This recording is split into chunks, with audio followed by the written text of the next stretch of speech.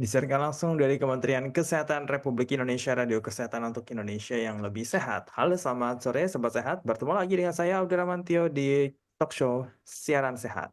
Sebelumnya, saya ingin menyapa dulu nih untuk Sobat Sehat yang mendengarkan secara langsung lewat streaming aplikasi Radio Kesehatan, radiokesehatan.kemkes.go.id, dan menyaksikan secara langsung melalui live Instagram Kementerian Kesehatan, Kemenkes_RI, dan juga untuk Sobat Sehat semuanya yang menonton rekaman ulangnya melalui YouTube Kementerian Kesehatan.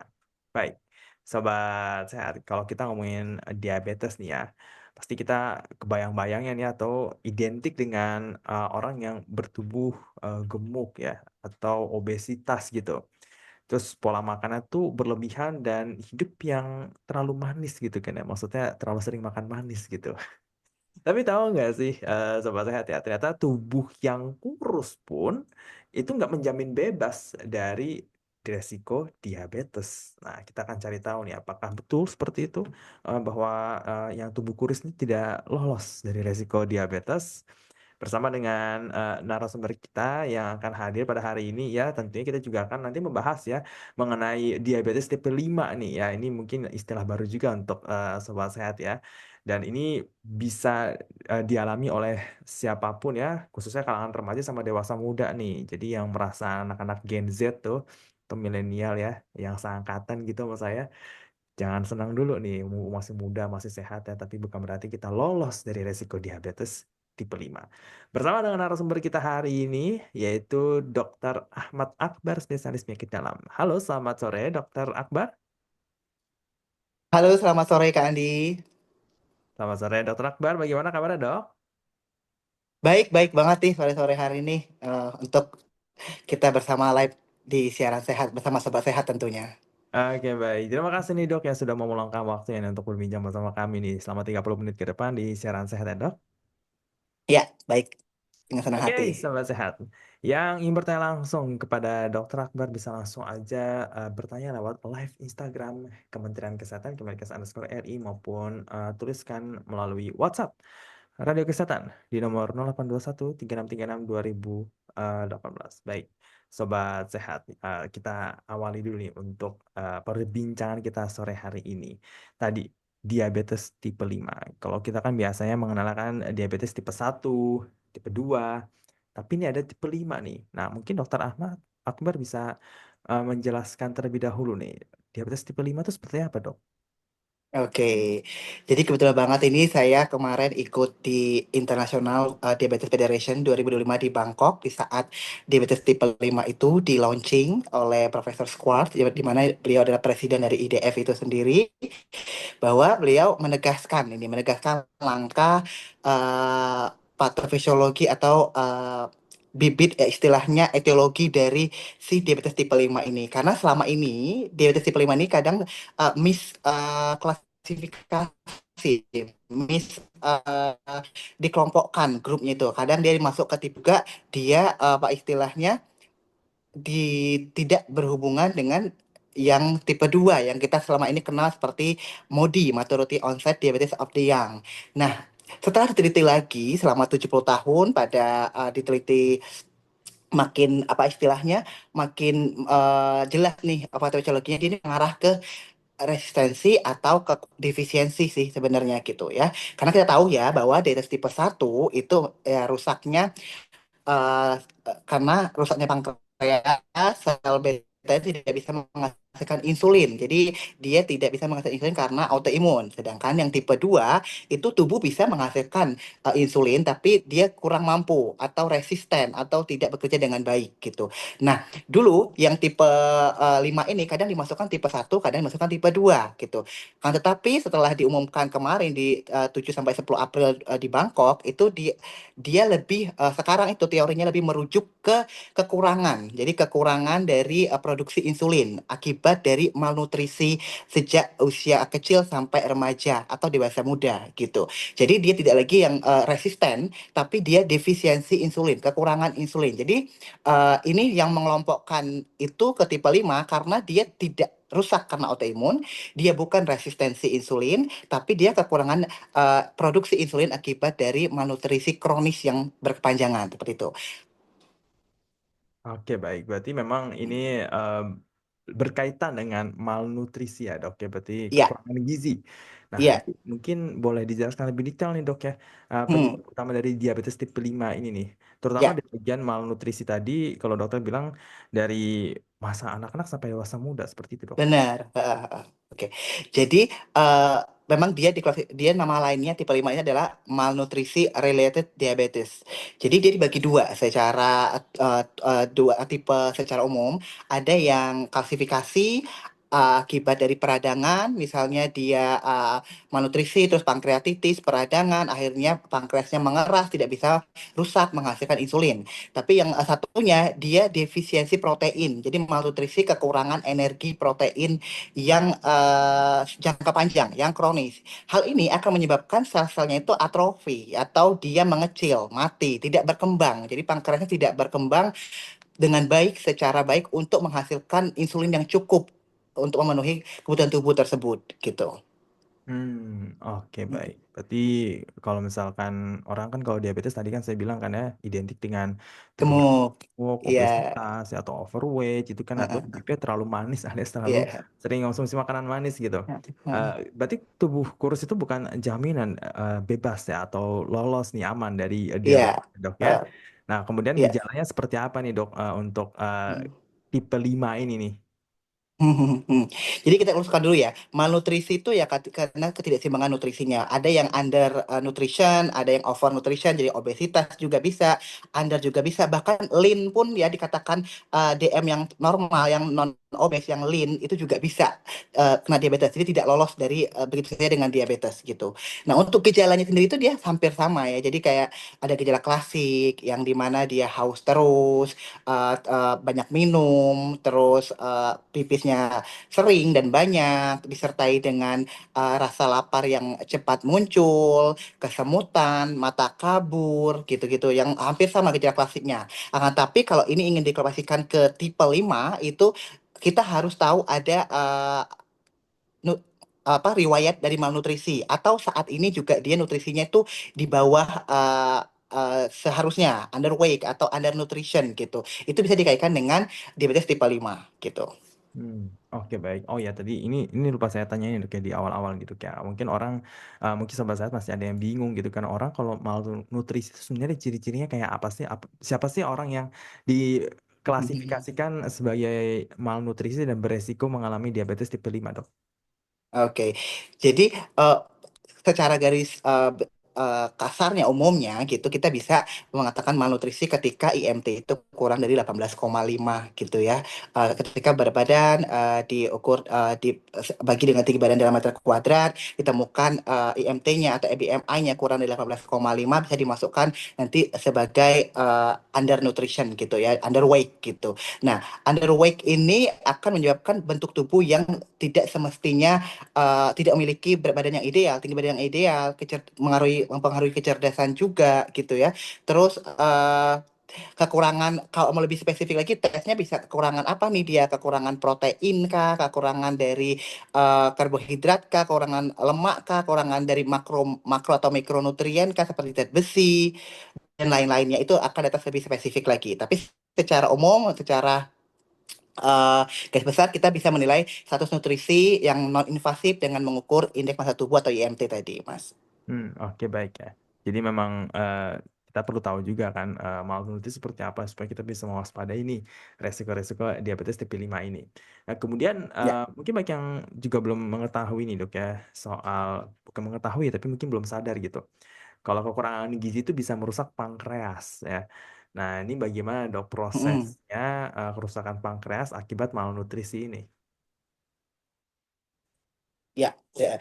Jadi gini, jadi ketika pasien malnutrisi, terutama malnutrisi protein, energi protein ya, ini akan menyebabkan yang pertama itu sel-selnya itu bisa atrofi, jadi bisa mengalami tidak berkembang gitu ya, atau kecil lah gitu, tidak berkembang dengan baik, lalu duktusnya dilatasi, jadi memicu kerusakan dari pankreasnya, karena pankreasnya tidak ternutrisi dengan baik dengan kurangnya protein dapat memicu dari menghambat perkembangan dari pankreasnya.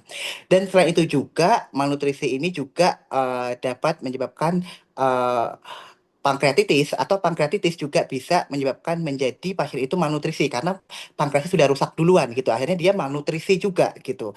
Nah, Hmm. inilah yang menyebabkan faktor-faktor yang menyebabkan pankreas tidak berkembang atau karena peradangan atau terjadinya kerusakan tingkat sel itu akibat dari nutrisi yang tidak baik atau malnutrisi tadi, Mas. Secara kasarnya dia memicu jadi peradangan atau atrofi sel dan dilatasi duktus sehingga menyebabkan ada fibrosis atau pengerasan di pankreas jadi mengecil atau dia yang non fibrosis jadi karena kekurangan defisit protein yang dalam jangka lama tentunya dari dia usia sejak kecil gitu. Hmm. Oke, baik. Nah, kemudian kalau seseorang nih dicurigai mengalami diabetes tipe 5, kemudian itu pemeriksaan apa aja dok yang dibutuhkan ya untuk memastikan Mm-mm. diagnosis ini bahwa pasien ini mengalami Mm-mm. diabetes tipe 5 begitu dok. Oke, kalau untuk diabetes tipe 5 yang pertama sebenarnya sama, hampir sama ke diabetes tipe 1, dia bisa cek HbA1c ketika lebih dari sama dengan 0,5 atau gula darah puasa ya, ketika lebih dari 100 sama dengan 126 atau bisa dengan cek kadar dari insulinnya. Jadi untuk membedakan tuh cek C-peptide-nya untuk membedakan apakah dia nih condong ke tipe 1 atau tipe 2. Nanti kalau dia ada related ke malnutrisi, penurunan berat badan yang sangat hebat dalam riwayat nutrisi sejak kecil. Nah, itu dan penurunan jumlah insulin tapi bukan yang autoimun gitu, itu bisa diklasikan ke diabetes tipe 5. Jadi pemeriksaannya hampir sama Mas, darah puasa, HbA1c, atau jika ada fasilitasnya cek C-peptide untuk mengetahui kadar insulin yang berapa. Kalau misalnya dia turun berarti memang dia diabetes tipe 1, kalau dia normal atau naik dia mungkin diabetes tipe 2, tapi dilihat dulu biasanya kalau dia turun tanpa adanya autoimun, kerusakan autoimun gitu, dia maksudnya ke klasifikasi dari tipe 5 apalagi dengan adanya riwayat malnutrisi sebelumnya gitu. Hmm, oke baik. Nah, kemudian kalau udah terdiagnosis nih mengalami Mm, diabetes tipe 5, bagaimana mm, pengobatannya dok? Apakah sama dengan diabetes tipe-tipe lainnya atau ada mm. perbedaan? Mm. Ini yang menjadi simpang siur saat sebelum ditegaskan IDF pada 2025 bahwa sebelumnya kan dia juga bisa masuk ke ini nih DM tipe 2 tapi yang terjadi di usia muda atau yang kita kenal MODY tadi maturity onset diabetes of the young. Itu pengobatannya itu sama kayak diabetes tipe 2. Jadi yang pertama ya non farmakologi memperbaiki gaya hidup dan bisa menggunakan obat-obatan, bisa menggunakan obat-obatan untuk diabetes yang banyak macamnya ya. Jadi ada golongan mungkin ada metformin atau golongan sulfonylurea, golongan dan lain-lainnya gitu. Tapi setelah ditegaskan di IDF ini tadi yang 2025 kemarin di Bangkok, itu ditegaskan dia lebih merujuk ke defisiensi insulin. Jadi bukan resistensi insulin. Sehingga pengobatannya sama seperti DM tipe 1 untuk memberikan injeksi insulin seperti itu. Selain dari terapi non farmakologis tadi.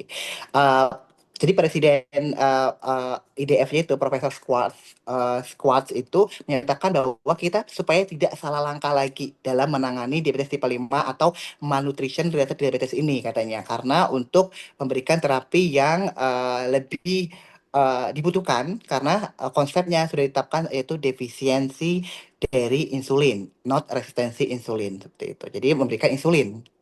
Hmm. Oke baik. Hmm. Nah ini ada beberapa pertanyaan nih dok dari Sobat Sehat.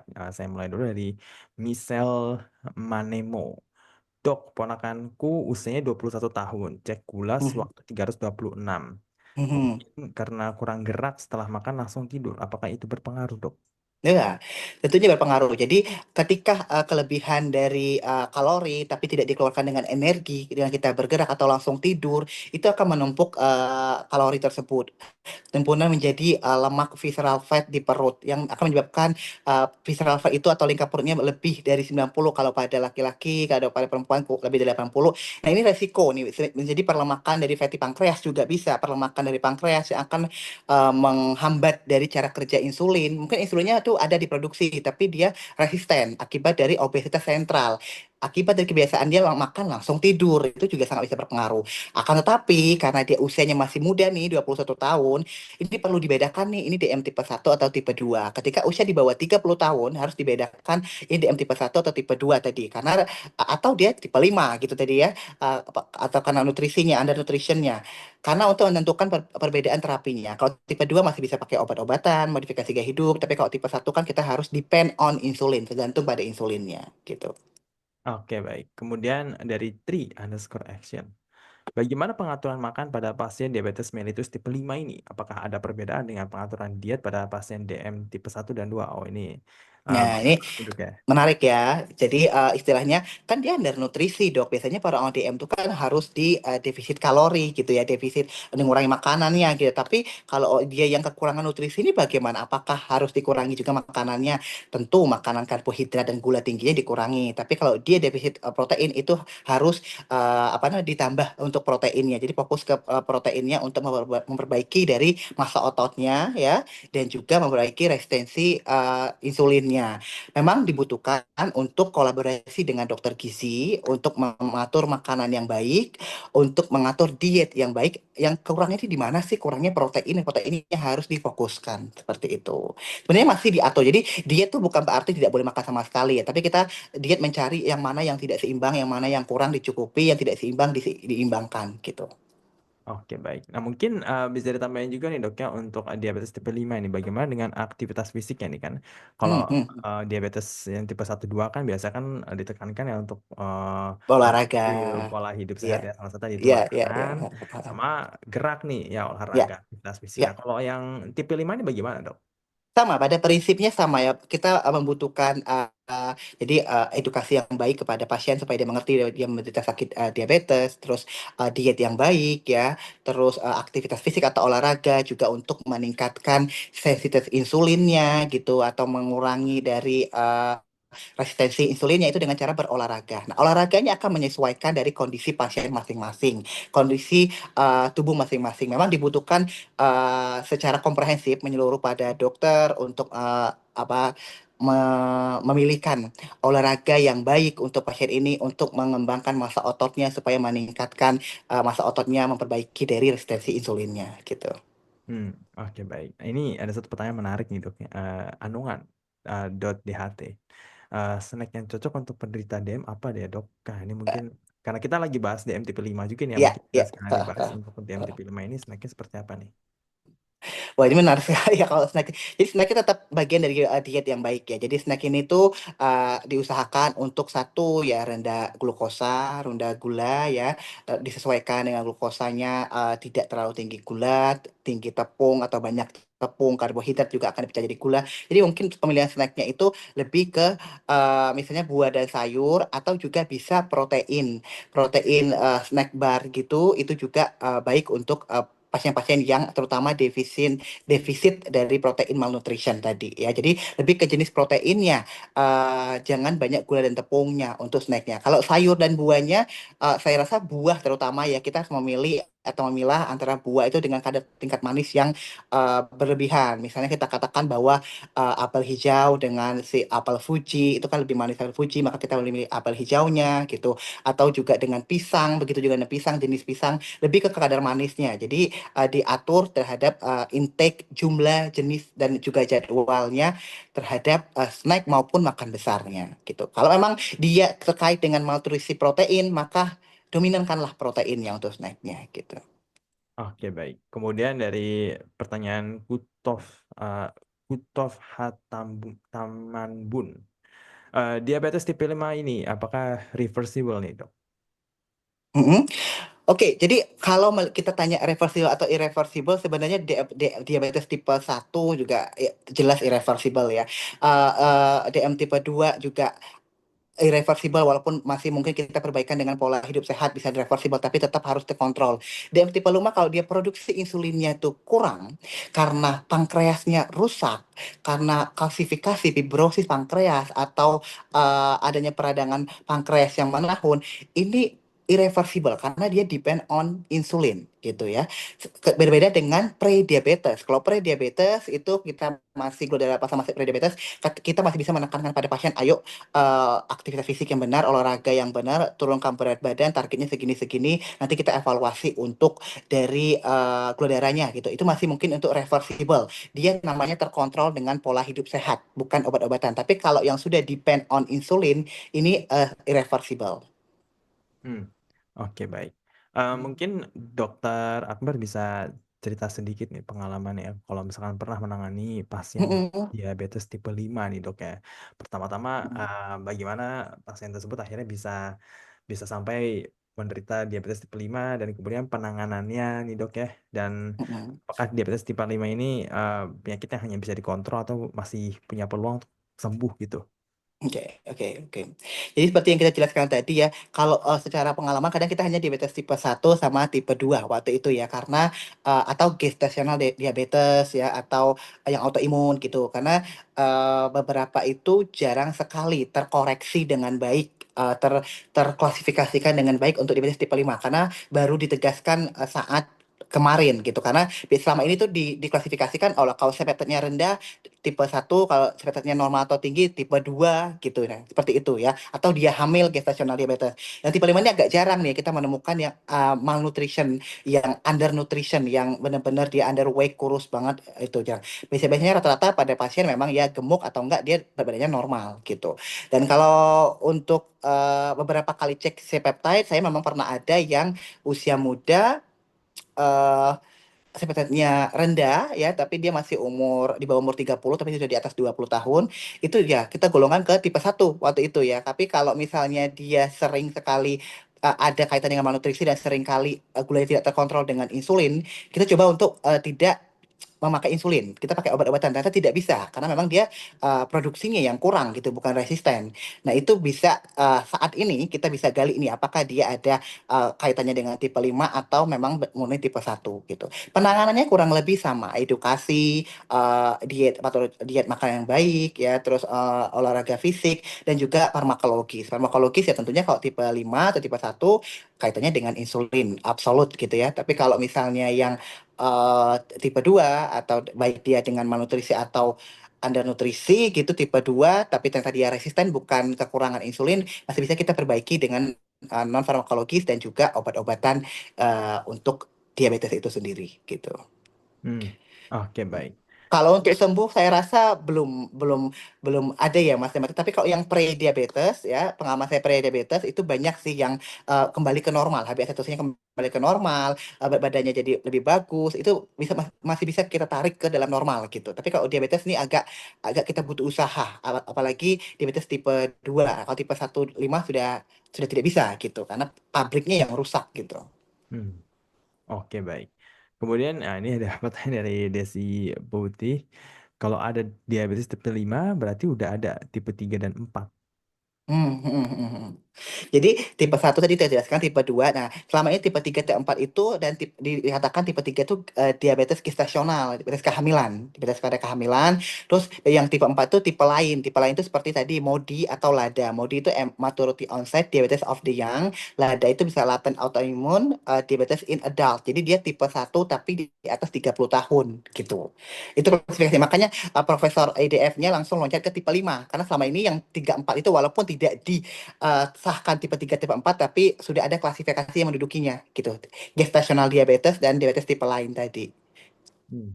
Oke, baik. Nah, Gitu. mungkin Sobat Sehat nih yang masih punya pertanyaan ya mengenai diabetes tipe 5 bisa langsung aja tulis di kolom komentar live Instagram Kementerian Kesehatan Kemenkes_RI. Baik, untuk langkah-langkah pencegahan nih dok ya, Ya. tentang Hmm. diabetes tipe 5 ini mungkin boleh dokter jelaskan nih dok ya supaya kita akhirnya tidak sampai nih mengalami diabetes tipe 5 terutama yang ini yang muda-muda nih dok. Iya benar. Jadi memang pada kita sebenarnya kita sebagai orang tua atau kita sebagai anak gitu ya harus memperhatikan semua nutrisi ya mulai dari kecil, mulai dari mungkin 1000 hari kelahiran pertama gitu ya. Jadi jangan sampai ada posisi di underweight atau malnutrisi karena kan memang kaitannya ini adalah ketika dia malnutrisi pada anak-anak dan remaja. proses itu kan membutuhkan proses yang lama, proses malnutrisi yang kronis, yang panjang, ya tidak satu waktu jebret langsung malnutrisi gitu, enggak. Nah, jadi memang dari kita harus perhatikan dari anak-anak, remaja sampai dewasa muda. Nah, kita mungkin banyak kan sobat sehat di sini Gen Z, dewasa muda ya, atau mulai dari remaja itu sudah harus menerapkan pola hidup sehat ya. Jadi malnutrisi itu tidak hanya undernutrition, juga overweight itu juga obesitas berlebihan juga termasuk malnutrisi, berarti nutrisinya tidak dalam normal gitu ya. Jadi kita yang pertama ya dengan cara menjaga pola makan. Menjaga pola makan tentunya kita harus mengurangi asupan dari karbohidrat dan juga gula atau gula-gula tinggi karena gula itu sangat toksik dalam artian ya gula itu membutuhkan memicu peradangan, memicu penuaan ya, terus menunjukkan diabetes dan kegemukan. Nah, itu kita lebih banyak kalau makannya banyak berarti kalorinya intake-nya banyak. Nah, kalori ini supaya menjadi energi harus dikeluarkan dengan aktivitas fisik dan olahraga. Tentunya olahraga yang baik, tentunya 1 minggu itu 150 menit ya, dipilihlah sesuai dengan hobinya ya, dipilih supaya dia konsisten dan lama, jadi menjadikan gaya hidup tidak terpaksa gitu. Yang kedua, selain mengelola stres dengan baik, tentunya ya karena stres juga bisa meningkatkan hormon stres yang kontra insulin yang dia juga bisa meningkatkan daya gula darah ya, dan jangan lupa juga untuk apa ya istilahnya selain olahraga tadi dan juga untuk lebih produktif pada usia muda jangan mageran gitu kali ya, kalau Gen Z jangan mageran dia nggak jompo di usia muda kali ya. Iya, itu dia nih ya. Jadi ya buat sobat sehat ya, jangan sampai nih ya kita masih segar-segar ya, masih usia muda harusnya kita produktif bisa berkarya nih jadi terhambat tuh Ya. karena diabetes tipe 5 gitu kan ya. Oke, Mm.